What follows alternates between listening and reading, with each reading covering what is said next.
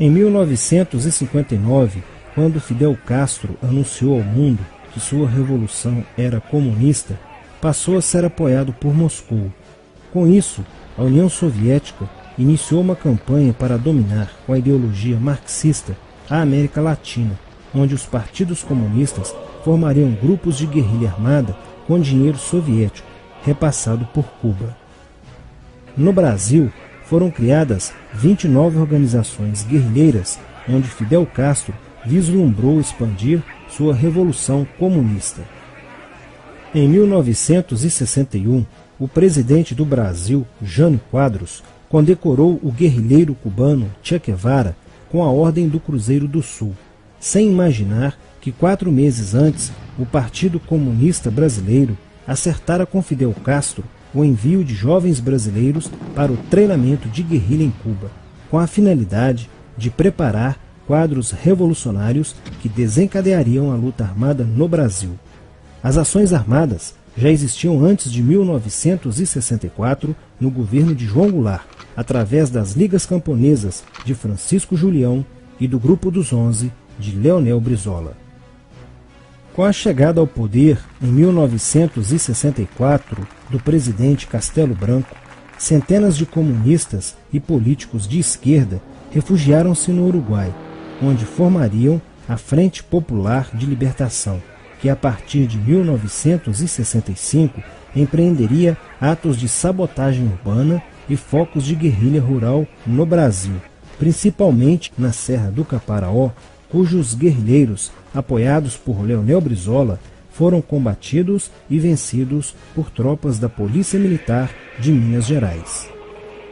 Em 1966, a esquerda brasileira, decidida a tomar o poder à força e em curto prazo, passou a adotar táticas terroristas como as que foram usadas pelo grupo guerrilheiro Ação Popular, que ao explodir uma bomba no saguão do Aeroporto Internacional de Guararapes, em Recife, matou o jornalista Edson Regis de Carvalho e o almirante Nelson Gomes Fernandes. A influência da Revolução Cubana passou a servir de modelo para muitos revolucionários como Carlos Marighella, do PCB, que em 1967 viajou a Cuba e participou de um evento sobre a propagação da luta armada no território brasileiro. De volta ao Brasil, em setembro de 1967, Marighella criou a Ação Libertadora Nacional, ALN, e começou a recrutar jovens brasileiros entre os estudantes que, depois de preparados ideologicamente, foram enviados a Cuba. Em 1968, com a chegada ao Brasil do primeiro contingente da ALN de guerrilheiros formados em Cuba, entrou em cena Carlos Lamarca, capitão do Exército e militante da Vanguarda Popular Revolucionária, VPR, que se uniu a Marighella e em janeiro de 1969 explodiu 50 quilos de dinamite no QG do 2º Exército, matando na explosão o soldado do Exército Mário Cosel Filho e ferindo 6 militares. E ainda, na cidade de São Paulo, os guerrilheiros avançaram com um veículo roubado e abordaram o capitão Chandler, do Exército dos Estados Unidos, que se encontrava no interior de um automóvel quando saía de sua residência. Chandler foi morto por uma rajada de metralhadora em frente da esposa e do filho de 9 anos. O Comando de Libertação Nacional, Colina, criado em Belo Horizonte no ano de 1968, executou na capital mineira vários assaltos a agências bancárias e atentados à bomba. Os guerrilheiros se reuniam durante as sessões de cinema no Cine Caiaca, localizado na área central de Belo Horizonte, para planejarem as ações de terror e guerrilha. A situação estava ficando caótica no país. Os guerrilheiros praticavam atentados à bomba nas grandes cidades, matando e ferindo vários inocentes, aumentando a insegurança e o medo da população, que passou a exigir ações imediatas do governo brasileiro para acabar com a violência praticada pela guerrilha. Atendendo ao clamor público para combater o terrorismo e a guerrilha com mais rigor, o presidente Costa e Silva editou o Ato Institucional número 5, AI-5, que previa o exílio e punições mais severas aos autores de atos de guerrilha terrorista praticados contra a população brasileira. Em desafio à nova medida do governo de proteção à sociedade, Carlos Marighella, em 1969, lançou o seu mini-manual do guerrilheiro urbano.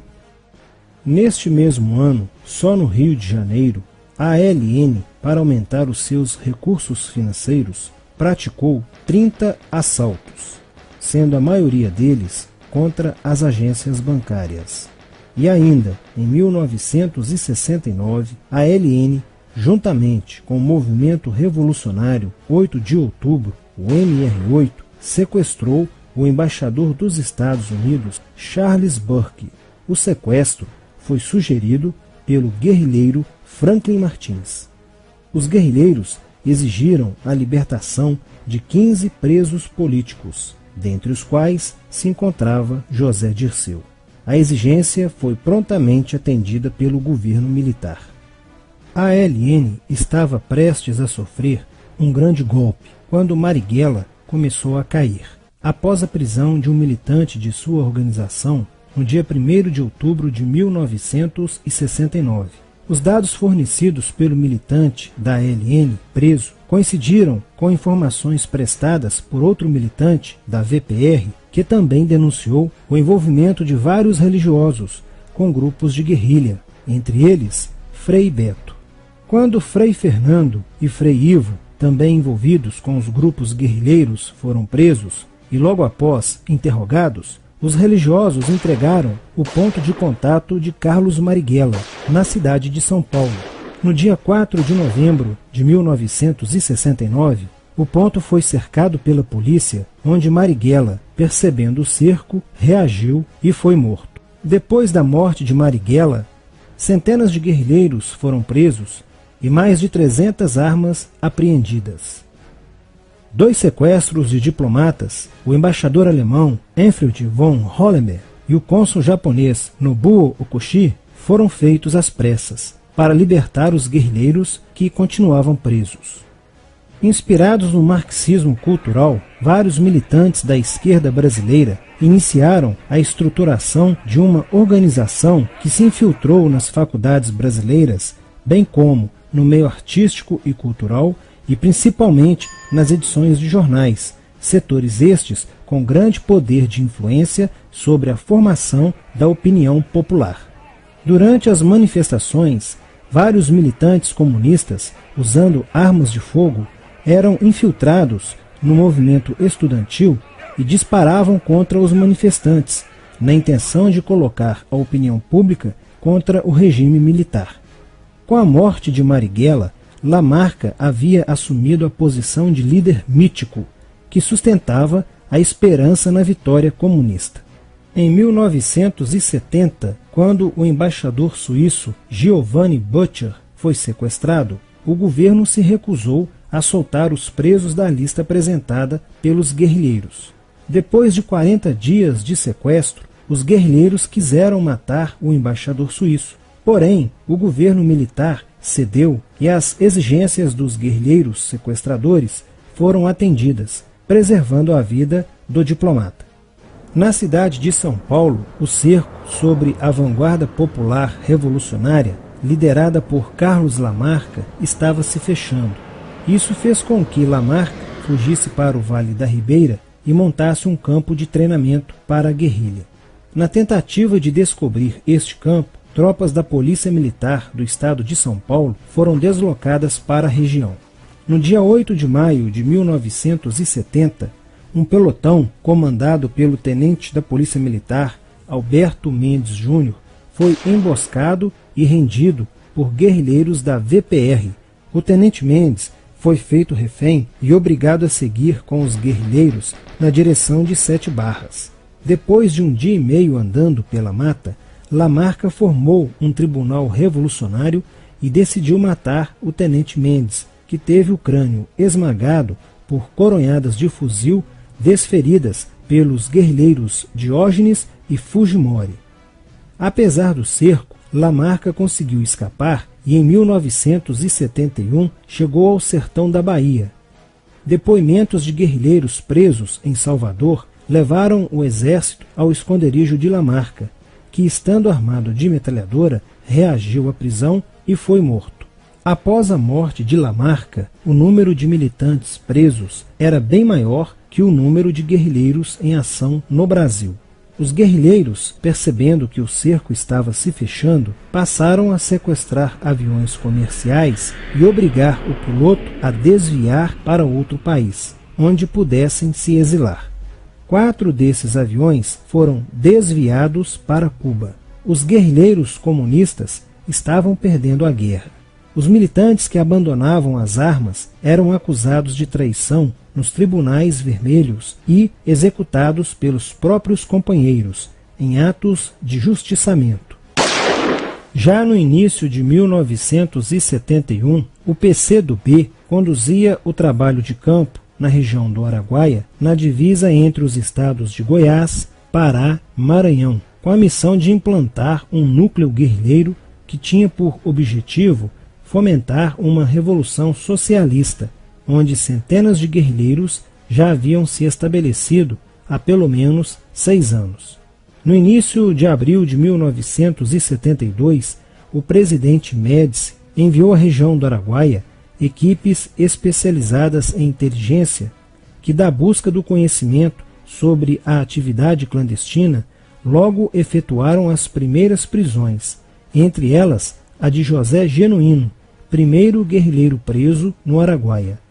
Logo após, o exército sofreu as suas primeiras baixas, ao ter um grupamento emboscado por elementos liderados por Oswaldo Orlando da Costa, conhecido por Oswaldão. Isso fez com que o exército passasse a empregar tropas convencionais que cercaram toda a região do Araguaia. Com a derrota cada vez mais próxima e com o total abandono logístico do PCdoB, ao qual os guerrilheiros foram relegados, sem armas, comida e remédios, vários militantes da guerrilha, encurralados, quiseram se entregar, mas foram mortos pelos próprios companheiros em atos de justiçamento. Após a morte de Oswaldão e o desmantelamento do comando militar da guerrilha, o cerco do exército se fechou sobre os rebeldes e vários guerrilheiros foram presos. Assim terminava o sonho da esquerda brasileira de transformar o Brasil em uma ditadura comunista. Mas a esquerda brasileira não desistiria de conquistar o poder e retornaria mais tarde com uma tática mais eficiente que a luta armada: o marxismo cultural.